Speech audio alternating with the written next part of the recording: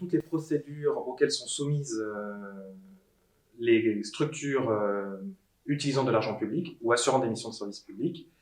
En fait, ce sont les procédures juridiques qui permettent de réaliser les achats.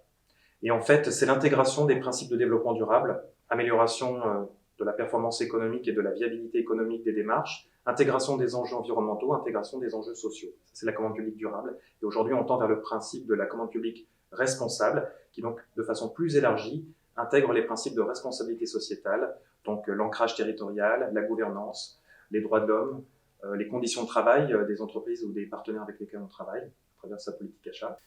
Alors, les derniers textes de la commande publique ont été réformés successivement en 2015-2016 et toute fin 2018. Donc là, depuis le 1er avril 2019, il y a un nouveau code de la commande publique.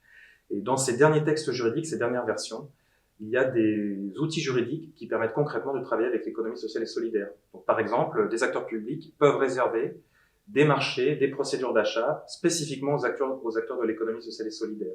Mais les dispositifs juridiques sont multiples dans les textes juridiques pour travailler en direction d'économie sociale et solidaire.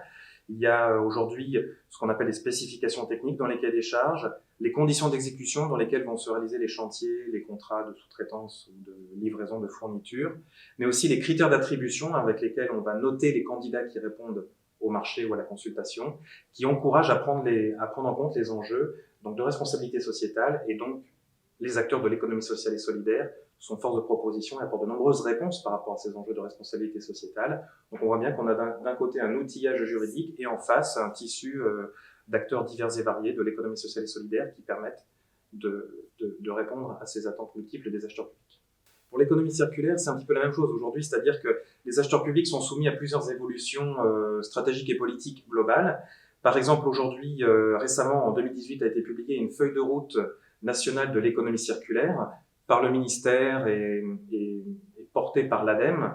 Dans cette feuille de route économie circulaire, la commande publique est ciblée comme un levier fondamental de prise en compte de toutes les innovations portées par les entreprises, par les acteurs éventuellement de l'économie sociale et solidaire, porteurs de solutions compatibles avec ces notions d'économie circulaire. Depuis 2015, depuis la loi économie sociale et solidaire, il y avait également dans cette loi des prescriptions intéressantes pour la commande publique, notamment l'obligation pour les grands donneurs d'ordre public de déployer des schémas de promotion de l'achat socialement responsable.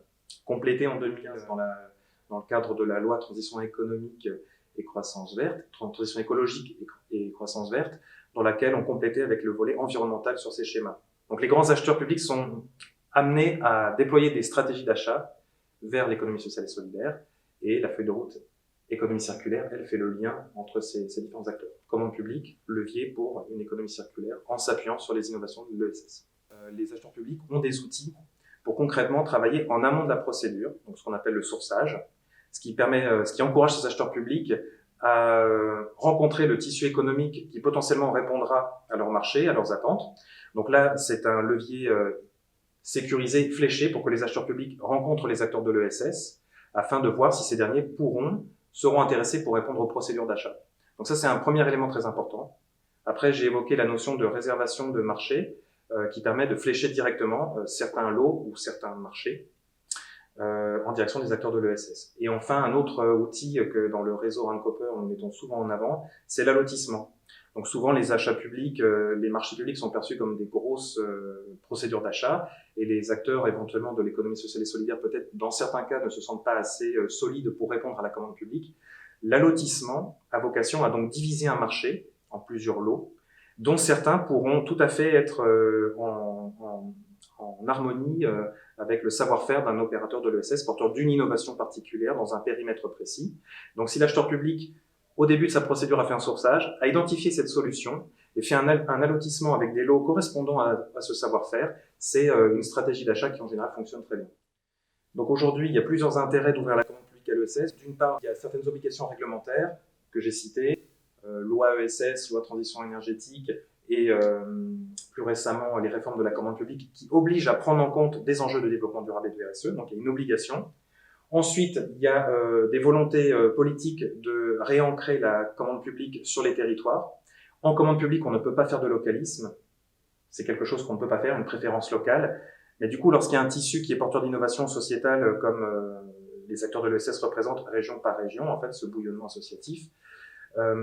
Cela permet de faire des procédures qui sont adaptées à ce savoir-faire et donc de relocaliser cette économie de façon tout à fait légale par rapport au principe de la commande publique. C'est une façon d'utiliser l'argent public avec plusieurs objectifs atteints au moment de la dépense. C'est-à-dire qu'on réalise un service, on achète une fourniture ou on réalise des travaux, mais en s'appuyant sur les acteurs de l'ESS. Donc on fait vivre un tissu innovant, on fait vivre des personnes qui travaillent pour certains sur l'insertion par l'activité économique, d'autres le retour à l'emploi de personnes en situation de handicap, d'autres qui sont dans l'innovation environnementale, d'autres qui sont porteurs de solutions alternatives que les grandes industries ou les entreprises conventionnelles ne sont pas toujours prêtes à développer. Donc les acteurs de l'ESS représentent ces différents potentiels. Et donc quand on achète un produit, un service, on ne fait pas que acheter un produit, un service, on est aussi sur le développement de ces innovations-là. Donc la commande publique comme un levier pour développer ces innovations sociétales. Le Rundcopper donc organise des conférences 2 fois par an sur la Normandie, ouvertes à toutes les structures soumises à la commande publique, mais aussi aux acteurs économiques de l'ESS ou conventionnels, pour faciliter des rencontres acheteurs-fournisseurs et permettre aux acheteurs publics de rencontrer leurs collègues, leurs homologues à travers la région pour être rassurés sur les démarches d'achat public responsable et voir que ça fonctionne, voir aussi ce qui dans certains cas ne fonctionne pas pour pouvoir le corriger. Donc voilà l'intérêt de ces conférences et de ces rencontres.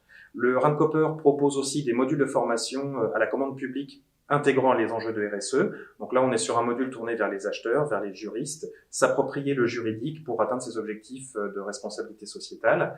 Donc ça, ce sont des modules de 2 jours, 2 fois par an, qui aujourd'hui sont, grâce au soutien des financeurs du Rundcopper, sont gratuits pour les acteurs normands.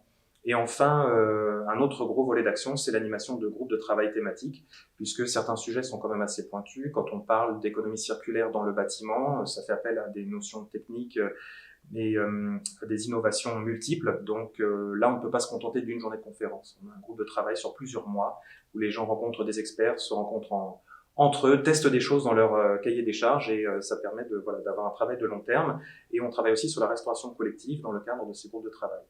Le réseau anime un centre de ressources régionales, bulletin de veille et d'information juridique et environnementale et développement durable, et un site internet.